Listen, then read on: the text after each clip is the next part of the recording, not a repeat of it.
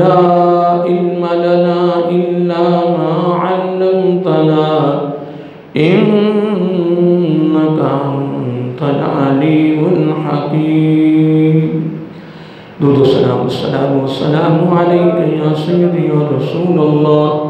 الصلاة والسلام عليك يا سيدي يا حبيب الله. الصلاة والسلام عليك يا سيدي يا نبي الله وعلى آلك وأصحابك يا سيدي يا نور الله يا خاتم النبيين يا رحمة للعالمين. مولاي صل وسلم دائما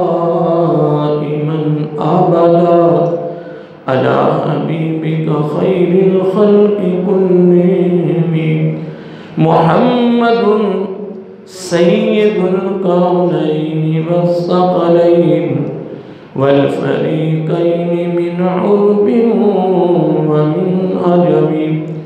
هو الحبيب الذي ترجى شفاعته لكل هول من الأحوال مقتحم.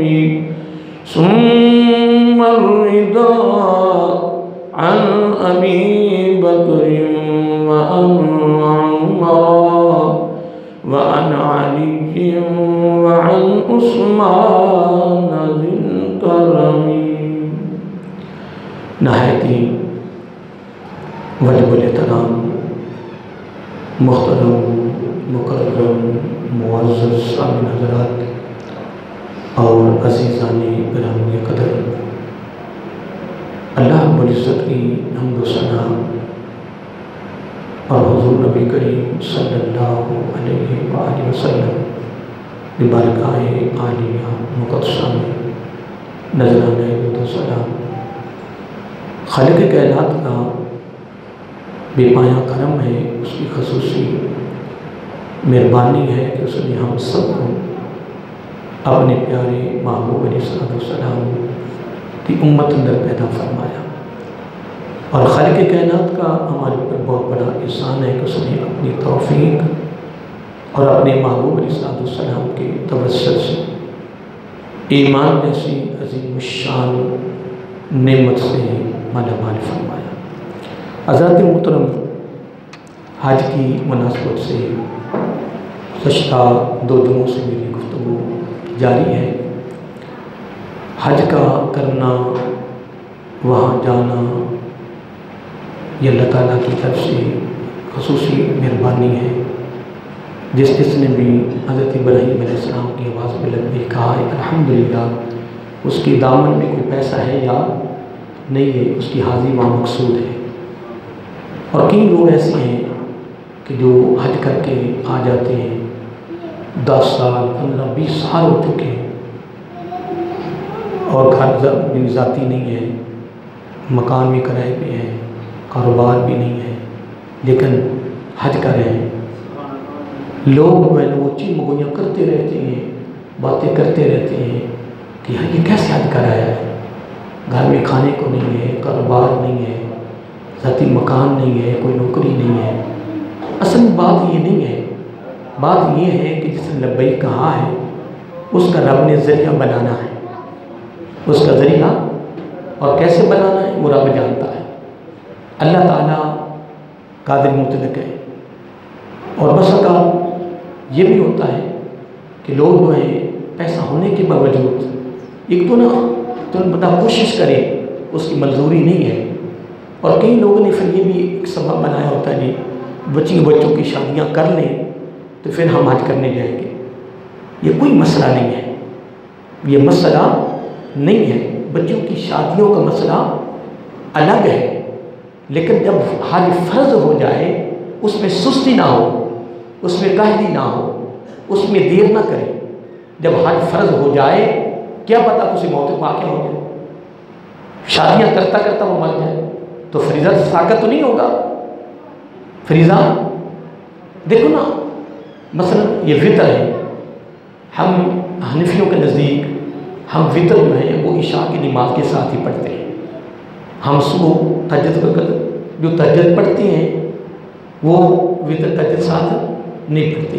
جبکہ میں نے امام جلال الدین سیوطی علیہ رحمہ کی روایت پڑھی تھی. انہوں نے لکھا تھا کہ آقا علیہ السلام نے حضرت ابوبکر صدیق رضی اللہ تعالیٰ عنہ سے حکماً فرمایا کہ اے ابوبکر رضی اللہ تعالیٰ آپ وطروں کو عشاء کی نماز کے ساتھ پڑھ کے سویا کریں.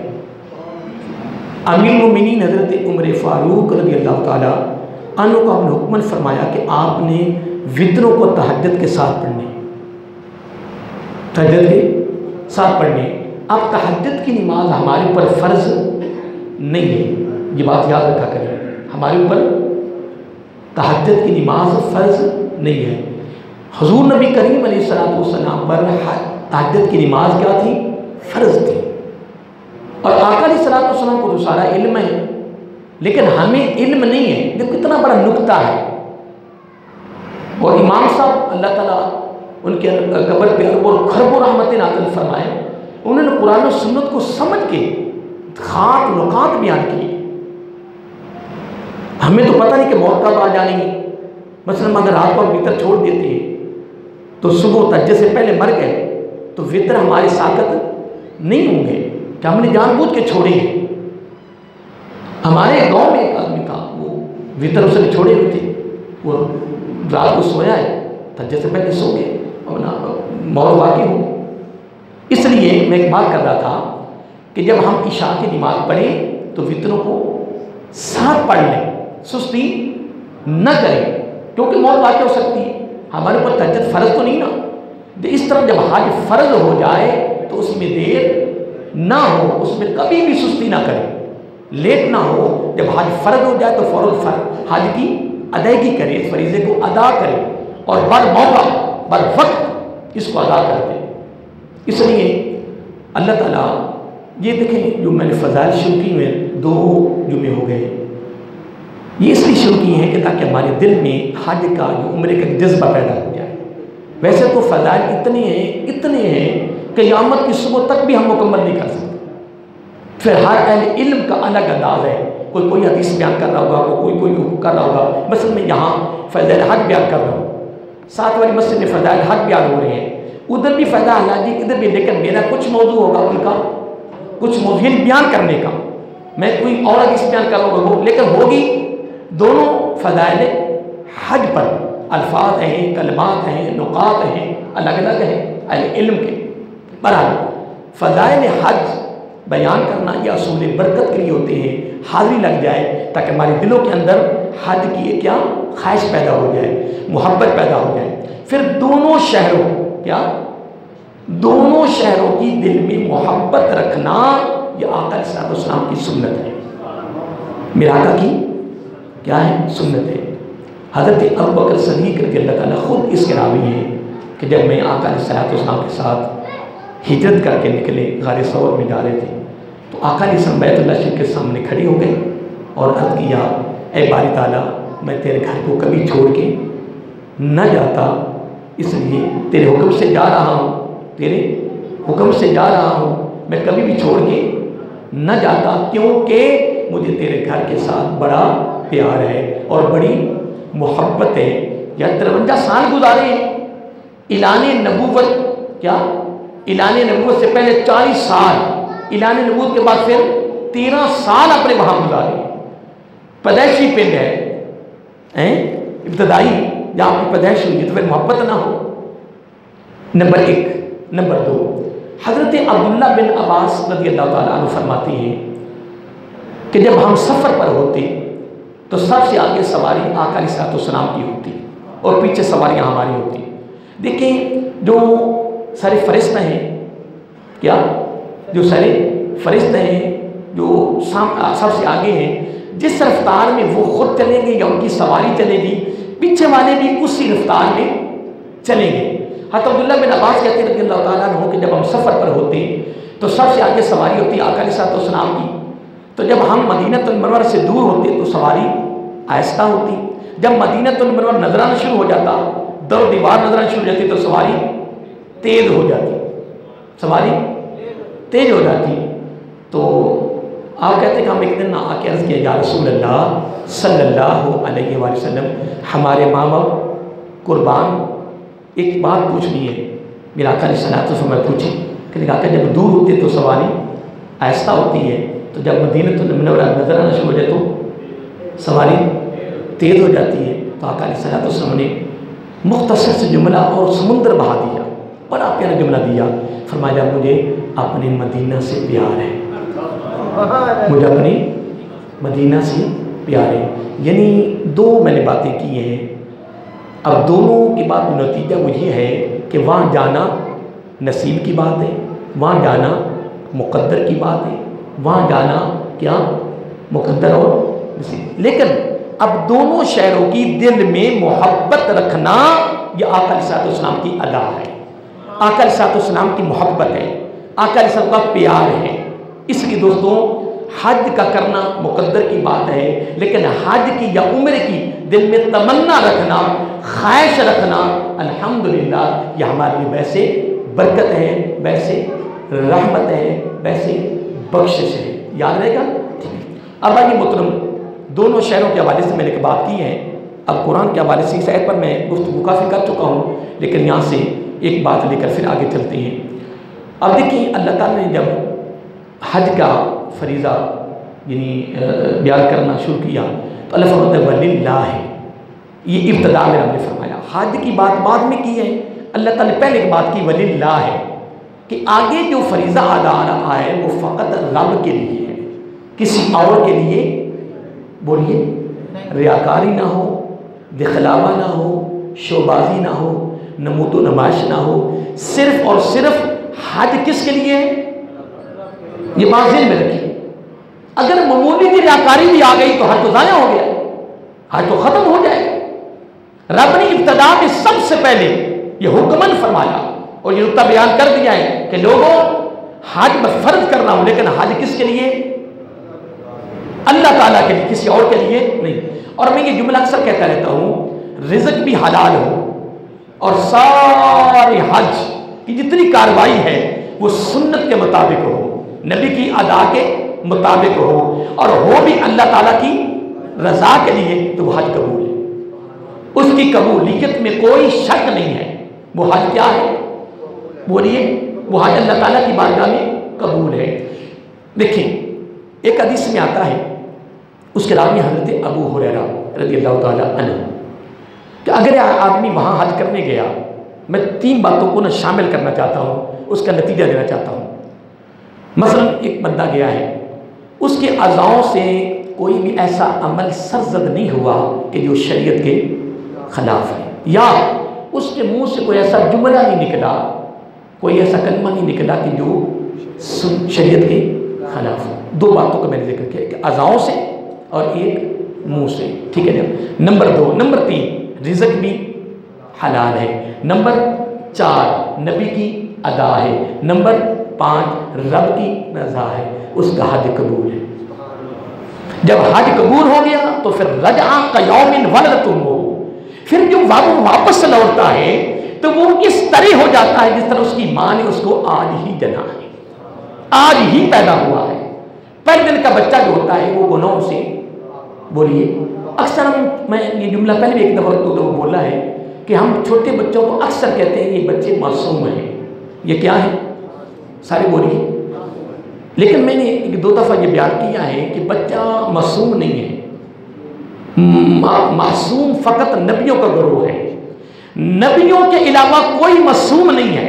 باقی دیکھیں صحابہ کرام ہیں، آقا کے گھر والے ہیں، تابعین ہیں، تبع تابعین ہیں، مفسرین ہیں، محدثین ہیں، مؤرخین ہیں، ائمہ فقہاء ہیں، ائمہ مجتہدین ہیں، اولیاء کرام ہیں، صوفیاء کرام ہیں. ٹھیک ہے جی. ہم یہ کہیں گے یہ نیک ہیں، صالح ہیں، پرہیزگار ہیں، متقی ہیں، مومن ہیں، بخشے ہوئے ہیں، جنتی ہیں. ٹھیک ہے جی. ہم سارے جملے کہہ رہے ہیں ان کے لیے. جتنی بھی گردان لانا چاہیں آپ گردان لے آئیں، لیکن معصوم کا لفظ ہم نبیوں کے علاوہ کسی ذات کی طرف منسوب نہیں کر سکتے. اگر معصوموں کا گروہ ہے تو فقط نبیوں کا ہے، نبیوں کے علاوہ کوئی معصوم نہیں ہے. ہاں بچے کے لیے جب ہم لفظ بولتے ہیں، ہاں یہ ہمارا تقیہ کلام ہے، یہ بات مشہور ہو چکی کہ ہم جب بھی بچے کے لیے بولیں یار یہ معصوم ہے یار. ہم تو بڑا بھی بندہ ہو نا جو بڑے بے اس کا چہرہ عجیب سا ہو، یعنی آزی والا انکساری والا، ہم اس کو بھی کہہ دیتے ہیں یار دیکھو اس کا چہرہ معصوموں کی طرح ہے، یہ تو معصوم لگتا ہے. تو آپ نے سن لیا نا کہ معصوم کیا ہے؟ فقط نبیوں کا گروہ ہے. ہاں بچے کے لیے جب ہم بولیں گے تو ہم کہیں گے یہ بچہ محفوظ ہے. یہ بچہ کس چیز سے؟ گناہوں سے محفوظ ہے. یہ ہم اس کے لیے محفوظ کا لفظ استعمال کریں گے. کس کے لیے؟ اب جب حج قبول ہو گیا، حج قبول ہونے کے بعد جب وہ واپس لوٹا ہے تو وہ گناہوں سے بالکل اس طرح پاک صاف ہو گیا ہے، یا گناہوں سے وہ نکل گیا ہے. کیا وہ گناہوں سے اس طرح نکل گیا ہے جس طرح پہلے دن کا بچہ ہوتا ہے، اس کے ذمہ کوئی گناہ نہیں ہوتا. اب اس سے اگلا جملہ سننے والا ہے، لیکن یہ سند ہے حج کی قبولیت پر، ویسے کوئی سند نہیں ہے. مثلا بندے کا حج قبول ہو گیا، اب وہ بخشا گیا، آقا علیہ الصلوۃ والسلام نے فرمایا جس کے لیے وہ استغفار کرے گا وہ بھی بخشا جائے گا. اور یہاں تک حدیث پاک میں آتا ہے کہ اپنے خاندان کے 400 افراد کی وہ بخشش کروائے گا. کتنی؟ 400 افراد کی بخشش کروائے گا. جس کے لیے استغفار کرے گا وہ بھی بخشا جائے گا، اور جو اس نیت سے اس کی زیارت کرے کہ یہ حج کر کے آیا وہ بخشا جائے گا وہ بھی. اور میں حدیث میں پڑھ رہا تھا کہ حاجی کی زیارت گھر میں داخل ہونے سے پہلے کر لو. کیا؟ یہ بڑا خاص نکتہ ہے.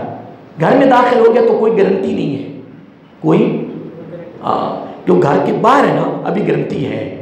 یہ باتیں آپ نے خود گھر جا کے غور کرنا ہے کہ گارنٹی کس چیز کی ہے. گھر میں داخل ہو گیا تو گارنٹی نہیں ہے، لیکن ابھی گھر میں داخل نہیں ہوا تو بار بار اس کی زیارت کر لو، بار اس کی. پھر نمبر اگلی بات بڑی سننے والی ہے. آقا علیہ الصلوۃ والسلام نے فرمایا کہ جب حاجی مکہ المکرمہ سے نکلتا ہے نا، یعنی اپنے وہ ہوٹل سے احرام باندھ کر نکلتا ہے، وہ پیدل ہے یا سواری پر ہے؟ 2 حدیثیں آتی ہیں، پیدل یا سواری پہ ہے. ایک ایک قدم، یہ پیدل اور میں ابھی قدموں والی علیحدہ حدیث بیان کرتا ہوں، پہلے سواری کے لیے. آقا علیہ الصلوۃ والسلام جب اس کی سواری چلتی ہے تو وہ قدم جب اٹھاتی ہے نا تو قدم آگے ابھی نہیں رکھتی، ابھی قدم رکھتے. قدم رکھنے سے پہلے اس حاجی کے نامہ اعمال میں ایک نیکی لکھ دی جاتی ہے، ایک گناہ معاف ہو جاتا ہے، اور ایک درجہ اس کا بلند ہو جاتا ہے. کس کا؟ اس کا.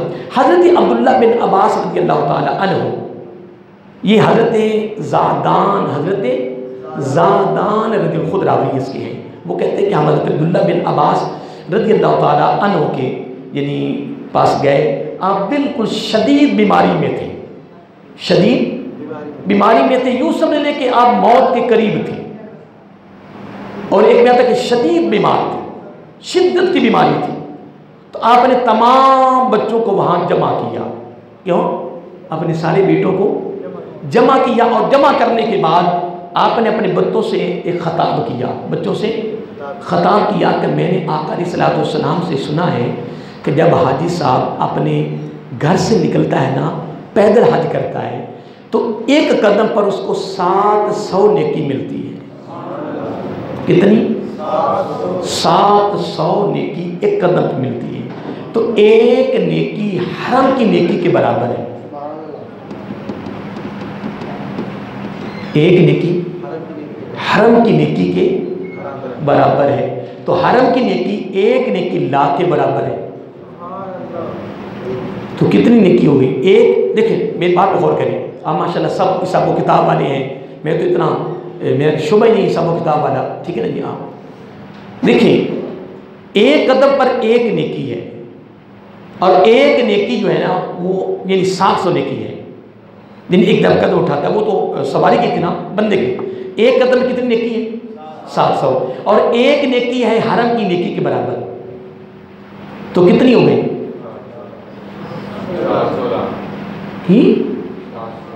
7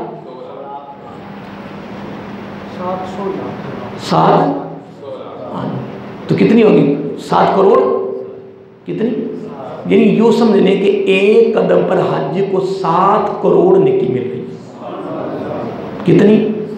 اب مکۃ المکرمہ سے منا بھی کافی دور ہے، پھر منا سے مزدلفہ کراس کر کے پھر حرم وہ جائے گا میدان عرفات میں، عرفات سے نکل کر پھر مزدلفے میں رات جائے گا، پھر منا میں آئے گا، پھر طواف افاضہ کے لیے پھر اب تو دیکھو ٹرین لگ گئی، اب تو ماشاءاللہ وہ کیا کہتے ہیں گاڑیاں لگی ہوئی ہیں، لیکن جو لطف اور سرور پیدل پہ حج پہ آتا ہے نا وہ سواری پہ نہیں آتا۔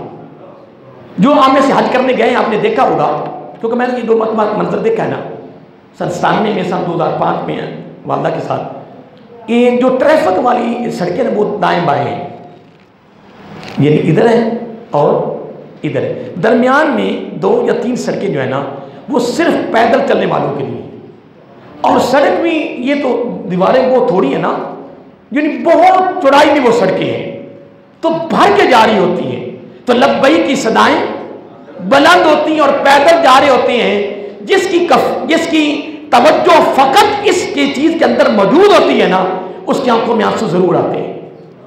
توجہ ہو، اگر توجہ نہیں ہے، یکسوئی نہیں ہے تو خداقت میں کبھی کیفیت نہیں بدلے گی۔ تو جب اس کی یکسوئی بھی ہے، توجہ بھی ہے، اللہ کی بارگاہ میں عاجزی ہے، انکساری ہے، اور اپنے ماضی کے گناہوں پر ندامت ہے، جب وہ چل رہا ہوتا ہے زبان پہ لبیک کی صدائیں بلند ہوتی ہیں، خدا کی قسم پھر اس کی عجیب کیفیت ہوتی ہے۔ دعا کرے کہ اللہ تعالی ہم سب کو وہاں کا نظارہ دکھائے۔ عمرے پر یہ نظارہ نہیں ملتا، عمرے پر زیارتوں کے لیے لے جاتے ہیں ٹریول ایجنسی والے زیارتوں کے لیے، لیکن وہاں منا بھی خالی ہے، مزدلفہ بھی خالی پڑا ہوتا ہے، عرفات بھی خالی پڑا ہوتا ہے، ٹھیک ہے نا، وہاں بس وہ تھوڑے بہت وہ جو ملازم کام کر رہے ہوتے ہیں، مسجد نمرہ ہے وہ بھی بند ہوتی ہے، صرف وہ علاقے دکھاتے ہیں، لیکن منظر جو ہوتا ہے وہ حج پر ہی ہوتا ہے، عمرے پر فقط زیارتیں ہوتی ہیں۔ اب ایک حدیث بھی آپ نے سن لی کہ ایک قدم پر کتنی؟ 7 کروڑ حاجی کو نیکی ملتی ہے۔ اب یہ نہیں پتا کہ قدم کتنی ہوں گے، سینکڑوں یا ہزاروں ہیں۔ اب حج کی قبولیت یا حج کے فضائل وہ الگ ہے، اس کا صلہ، اس کی جزا، اس کا بدلہ وہ علیحدہ ہے، یہ تو ایک ایک قدم پر اتنی نیکی مل رہی ہے۔ اب آ جائیے پھر واپس، ایک بڑی خاص حدیث ہے، حضرت عمر بن عاص رضی اللہ تعالی عنہ، وہ ان کے پاس کچھ صحابہ کا نام ساتھی آئے، اس کی حضرت شماسہ صحابی وہ راوی خود ہے، وہ فرماتے ہیں ابن شماسہ رضی اللہ تعالی، وہ کہتا ہم ان کے قریب گئے تو آپ نا رو رہے تھے، کیا؟ اور بات بڑی توجہ طلب ہے، آپ رو رہے تھے تو ہم نے عرض کیا کہ آپ کیوں رو رہے ہیں؟ کہ مجھے ایک بات یاد آئی ہے جس پر مجھے بہت رونا آ رہا ہے، مجھے ایک بات یاد آئی اس میں مجھے بہت رونا آ رہا ہے۔ اب اس سے پہلے میں ایک بات کرتا جاؤں، بڑی خوبصورت ہے، میں ایک دن نا خیال کر رہا تھا کہ پورے یعنی دنیا میں ایک ایک ملک میں کتنے کتنے شہر ہیں، سنا یہ جاتا تھا کہ پرانے دور میں جنگل ہوتے تھے، کیا؟ بڑے بڑے جنگل ہوتے تھے اور پتہ نہیں کتنے، اب بھی میرے خیال میں سعودی عرب میں جب آپ مکۃ المکرمہ سے یہ بس کا سفر کریں گے تو پینٹ کو نظر ہی کو نہیں آتا۔ سعودی عرب ایک ایسا ملک ہے کہ جو رقبے کے لحاظ سے بہت بڑا ملک ہے، سعودی عرب رقبے کے لحاظ سے بہت بڑا ملک ہے، بہت، ہمارے پاکستان کہیں نکلتے ہیں اس میں سے، اتنا بڑا ملک ہے، لیکن اس کے شہر بڑی بڑی دور شہر ہیں، ان کی بڑی بڑی دور شہر ہیں، یا کوئی پنڈ نظر آ جائے گا کس پاس سے۔ تو پرانے دور میں سنا کرتے تھے کہ جنگل تھے، بڑے بڑے شہر، کوئی شاد و نازل ہوتا تھا دور دراز طریقے پر، تو میں کہا اب تو اتنے شہر بن گئے، اتنے بن گئے۔ میں ایک روایت پڑھ رہا تھا، میں بس ایک مطالعہ کر رہا تھا، کرتا ہے میں یہاں پہنچ گیا کہ حضرت آدم علیہ السلام نے ہندوستان سے پیدل 1000 حج کیا ہے۔ کتنا؟ سواری پہ نہیں، پیدل۔ حضرت آدم علیہ السلام نے ہندوستان سے کتنے؟ اور پہلا جب حج کیا تو اس حج پر فرشتوں نے استقبال کیا، اور بیت اللہ شریف کا سارا مٹیریل جو تھا نا یہ جنت سے آیا تھا۔ اس پر ایک لمبی گفتگو ہے، وہ ایک علیحدہ گفتگو ہے، ٹھیک ہے نا جی. حرم شریف کے بننے کے ساتھ میں ایک بات کر رہا تھا کہ پہلے حج پر کیا کنہوں نے استقبال کیا؟ فرشتوں نے استقبال کیا. کتنے حج کیے؟ 1000. کیسے؟ پیدل. اور اگلی جو بات وہ سننے والی ہے کہ جو میں اس نتیجے کو پہنچ گیا کہ اتنے شہر بڑھ گئے، ایک ملک میں کتنے شہر ہیں کہ نہیں. تو میں پڑھ رہا تھا کہ جب حضرت آدم علیہ السلام ہندوستان سے حج کرنے گئے نا، تو جہاں بیٹھتے تھوڑی دیر کے لیے وہاں شہر بڑھ گیا، جہاں کھانا کھایا وہاں شہر بڑھ گیا، جہاں پانی پیا وہاں شہر بڑھ گیا. یہ میں نے خود روایت پڑھی ہے کہ جہاں جہاں حضرت آدم علیہ السلام بیٹھتے گئے وہ سارے شہر بن گئے، جہاں کھانا کھایا وہاں بھی شہر بن گئے، اور جہاں آپ نے پانی پیا وہاں بھی تھوڑی دیر کے لیے بھی بیٹھے ہیں نا تو وہاں شہر بن گیا. میں نے کہا قربان جائیں، اللہ تعالیٰ نے اس کائنات کو بسانے کے کیا ذریعے بنائے ہیں. تو اب تو ہمارے چھوٹے چھوٹے اڈے جو ہوتے ہیں، جو ہمارے یہ روڈوں پر ہوتے ہیں، وہ بھی شہر بنتے جا رہے ہیں، ترقی ہوتی جا رہی ہے. بہرحال میں یہ درمیان میں ویسے میرے دل کر رہا تھا روایت بیان کرنے کا، تو میں ایک بات کر رہا تھا کہ حضرت عبداللہ بن عمر بن عاص کے پاس نا جب یہ گئے ساتھی تو کیا کر رہے تھے؟ رو رہے تھے. کیا آپ نے پوچھا کہ رونے کی کیا حکمت ہے، کیا علاج ہے، کیوں رو رہے ہیں؟ کہنے لگے رونے کی حکمت یہ ہے کہ مجھے ایک واقعہ یاد آیا ہے. کہنے کیا؟ کہنے کہ میرے دل میں جب ایمان اترا، میرے دل میں جب ایمان اترا نا، ایمان کی محبت آ گئی، ایمان کا پیار آ گیا، یعنی جب ایمان اترا میرے دل میں خواہش پیدا ہو کہ میں ایمان قبول کروں، اسلام میں داخل ہو جاؤں، ہلکا ہے اسلام داخل ہو جاؤں. تو میں آقا علیہ الصلوۃ والسلام کی بارگاہ میں گیا، ابھی مسلمان نہیں ہوئے، تو میں نے نا آگے ہاتھ بڑھایا، کیا جس طرح مرید بیعت کرتا ہے پیر کے، ایسے ہاتھ بڑھایا. آقا علیہ السلام جب ہاتھ بڑھایا نا تو میں نے اپنا ہاتھ پیچھے کر لیا. تو مجھے اس واقعے پہ بڑا رونا آتا ہے کہ میں نے اپنا ہاتھ پیچھے کیوں کیا. اگلا جملہ سننے والا ہے کہ میں نے جب ہاتھ پیچھے کیا نا تو آقا علیہ السلام نے فرمایا میرے پہ عبداللہ بن عمر بن عاص، آپ نے ہاتھ پیچھے کیوں کیا ہے؟ آپ نے ہاتھ پیچھے کیوں کیا ہے؟ کہنے لگے کہ میں نے ہاتھ اس لیے پیچھے کیا ہے کہ میں اب اسلام قبول کروں گا، کلمہ پڑھ لوں گا، تو کیا میرے ماضی کے سارے گناہ معاف ہو جائیں گے؟ میں کہتا ہوں میری بخشش ہونی چاہیے. یہ میں آپ سے زبان کر لینا چاہتا ہوں کہ میری بخشش ہو. آقا علیہ الصلوۃ والسلام وہاں 3 جملے فرمائے. کتنے؟ 3 جملے فرمائے، اور بڑے خاص جملے فرمائے. کتنے؟ 3. توجہ طلب ہے. پہلا جملہ فرمایا کہ اے میرے پیارے عبداللہ سن، جب آدمی کلمہ پڑھتا ہے، اسلام میں داخل ہو جاتا ہے تو ماضی کے سارے گناہ معاف ہو جاتے ہیں. نمبر 2، جب بندہ ہجرت کرتا ہے اللہ کی رضا کے لیے، دین کے لیے، جب کیا کرتا ہے؟ یہ 3 جملے فرمائے کہ جب ہجرت کرتا ہے تو ماضی کے سارے گناہ معاف، جب بندہ حج کرتا ہے حج قبول ہوتا ہے تو ماضی کے سارے گناہ معاف. 3 اس کی اس ایک سوال پر 3 ملا کر جواب دے دیے. کتنے؟ 3 جواب دیے. 3 باتیں ملا کر کلیئر کر دی، صاف کر دی کہ کلمہ پڑھنے سے قبل سارے گناہ معاف. نمبر 2، جب آدمی ہجرت کرتا ہے اللہ کی رضا کے لیے، دین کے لیے، تو ماضی کے سارے گناہ معاف. جب بندہ حج کرنے جاتا ہے، حج اس کا قبول ہو جاتا ہے تو ماضی کے سارے گناہ معاف، سارے گناہ معاف ہو جاتے ہیں. اب یہاں مجھے قدم کی بات کر رہا تھا، پھر میں ایک سواری کی بات کر رہا تھا. اگلا جملہ بڑا توجہ طلب ہے اور سننے والا ہے. بندہ وہاں سے حج کرنے نکلا ہے، یعنی حرم شریف سے، یعنی اپنے ہوٹل سے، اپنی بلڈنگ سے جہاں اس کی رہائش تھی وہاں سے نکلا. اس نے نکلتے کہا سبحان اللہ. کیا کہا؟ یا اس نے کہا الحمدللہ، یا اس نے کہا اللہ اکبر، یا اس نے کہا لا الہ الا اللہ، یا اس نے کہا لبیک اللہم لبیک. اس کو کہتے ہیں تسبیحات. اس کو کیا کہتے ہیں؟ یہ ساری تسبیحات ہیں. آقا علیہ السلام نے کیا فرمایا؟ قربان جائے کہ جب حاجی مخلص اللہ کی رضا کے لیے جب وہاں سے نکلتا ہے، رزق بھی حلال ہو، نبی کی ادا ہو، رب کی رضا ہو، تو جب وہ نکلتا ہے نا وہ کہتا ہے سبحان اللہ. ہم نے تو یہی مشہور کیا ہے نا، نقیبوں نے، نعت خوانوں نے، سب نے کہا سبحان اللہ کو جی. جب سبحان اللہ کہو گے تو جنت میں ایک درخت لگ جائے گا. تو ہمارا انکار ہے. ہمارے تو انکار ہے.